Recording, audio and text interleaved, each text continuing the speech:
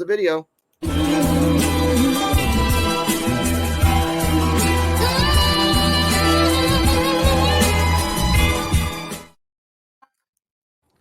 Now, the second level is going to be a little bit more personal, and depending on you, we can go past 10. Now, this is a part. Question 6 is a question 6/6B. Say it like that. Question 6. Living in New York, and I don't want it to assume automatically stereotypes, nothing like that. But living your life there, have you seen a dead body? Yeah. Okay. Okay.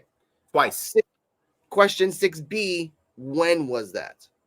You don't have to say the date or anything like that. You can say the year. You can say when you were young. We don't have to. We don't have to be anything specific. First time was in junior high when we went to school, and they didn't normally we go to the schoolyard to to chill out a little and then line up to go inside. But today there was like, no, everybody go inside the auditorium. All right. Every single window in the school had trash bags on it. Every window. It was like, this is unusual. Every classroom that was on the first floor had the shades down. Unusual, because that never happens. And then some way, somehow, we saw all the teachers, security, guards, everybody just guarding every window. And we're like, yo, what is going on? It was like, yo, what's happening? They said, just keep going, just go to class. So finally, I don't know who did it, don't know how it happened, but somebody ripped it down. Or no. Somebody ripped down the trash bag, but I didn't see it. But some way, thank God I was small. Nobody could see me. I just peeked through another window in another space, and I saw a dead man face down on the ground. And then my classroom, the second period was literally right next to where the man was lying. And I said, oh man, that's the first time I saw it. Another time I saw a dead body was when a girl got shot after an argument. It was in near my apartment. So she got dropped in there, and I was like, wow. And actually, it's a crazy thing. I actually heard her last words before she died. Yeah. Okay, I get that. I recorded history of my life at 3 or 4 years old. My mom told me I saw a dead body. Memory of my life was at 16 because it's in front of my house when it happens. And I mean, it was just old crackhead was passing by, stole some money, thought he can get away with it. I was outside at 2 a.m. smoking something, and freaking he looks at me and I look at him, and in that exact moment we locked eyes, his brain matter came out the side of his head, just bloop. I'm like, oh. And then when I looked where the trajectory came from, it's a guy that I know. It's a guy that I grew up around. It's a guy that lives around my block, at the time. And he looks at me and he's like, shh, don't worry about it. I was like, and I immediately spat in my hand, turned off the blunt, and went inside. And ladies and gentlemen, that guy is deceased. That case was closed. All that crap. I'm not gonna be like involved in that. But that's what that. Question 7.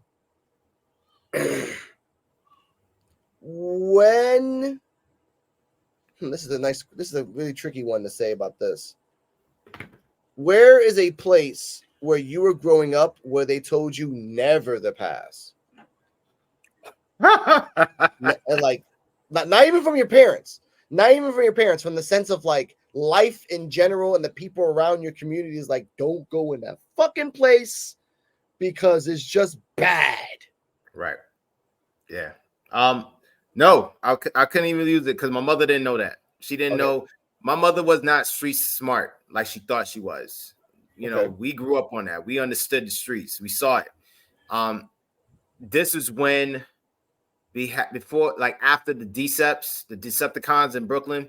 Yeah. Then here came the Crips and Blood thing. Oh. That wave took over bad. Like these cats they had initiation. Their initiation was to slash anybody. And this is when babies, and we even knew that babies got slashed, toddlers got slashed, women got slashed, men got slashed. That was all you saw. Yeah. So there was a block we used to we had to go on. It was literally, yo, you cannot walk on this block. If you had anything blue on, you don't walk on that block. Okay. Crazy thing was that block was right before the block I lived on. So I had to go all circumvent all the way around to get to this block. So I knew it was like, yo, don't go on this block. Don't go there. It was several blocks. Like, you know, if you didn't, like, when they said that in Brooklyn, just like I'm sure it is out there, out in PA, there's, if you go to places that somebody don't know you, you better say who you know fast.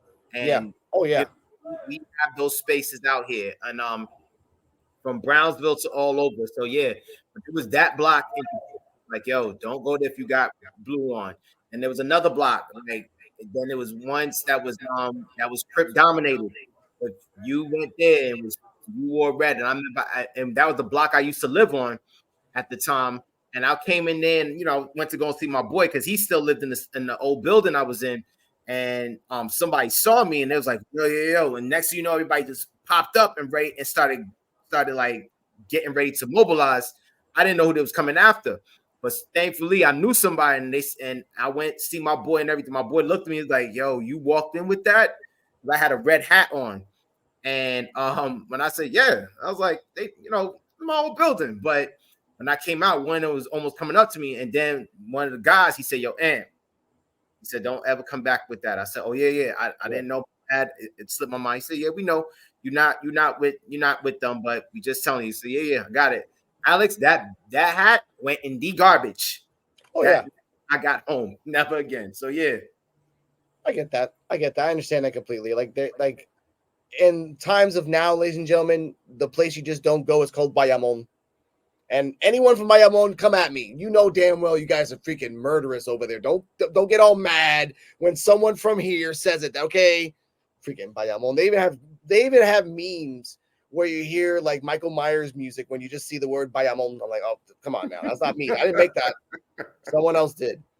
Now, question 9 is, a little weird. What was your most craziest romantic experience that you can say in terms of like not getting in trouble with any exes or wives or I'm not. Oh, ding ding ding. Nope, he good. So the craziest, I was in Cancun and I met this lady there. We was just vibing, talking, chilling.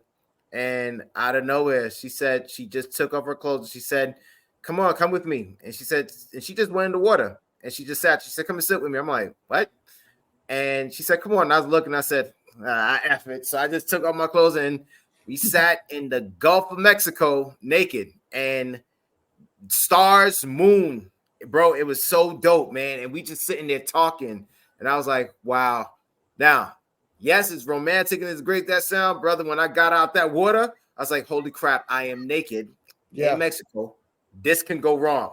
Yep. And thankfully, the security saw it. They make a big deal about it. They was like, hey, just put on some clothes, please. And it was like, all right. But they made me put on my clothes fast, but they made her take her slow time. It was like, did you like the water or something like that?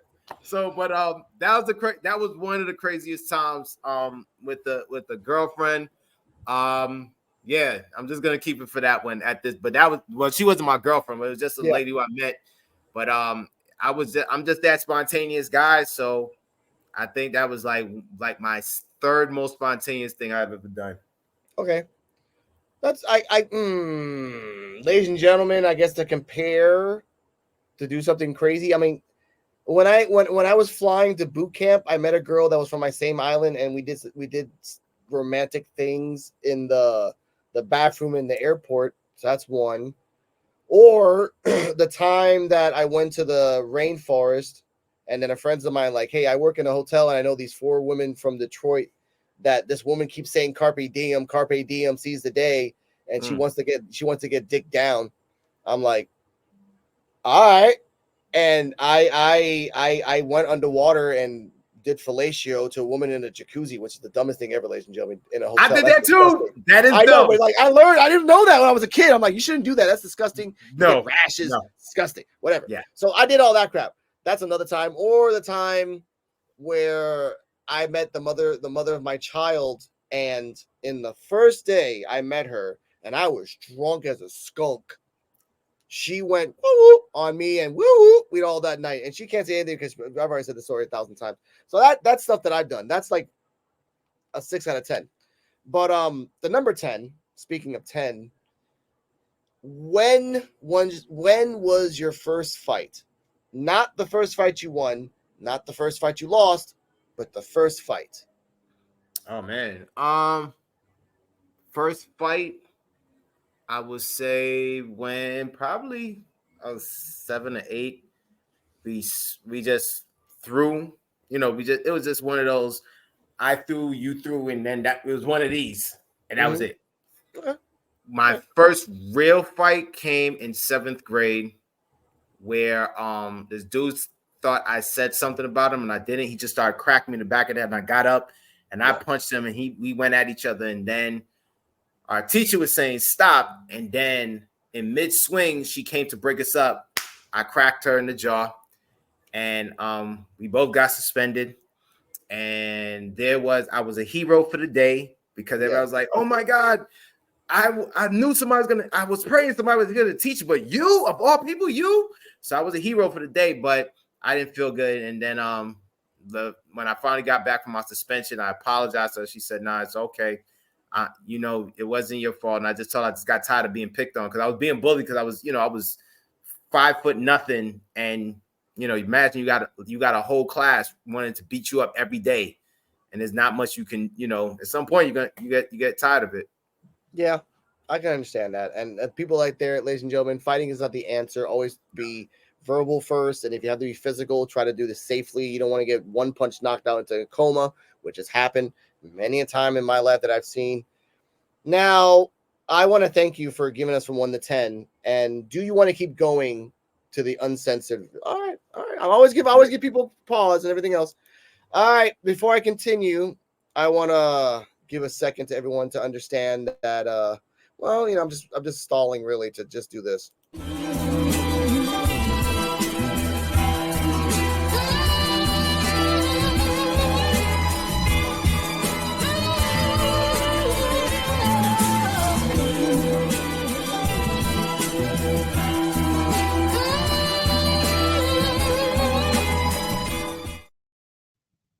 All right.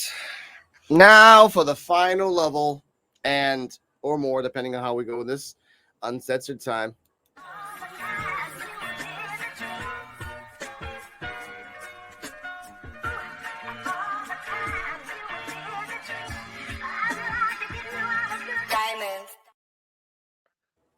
Now that is dope.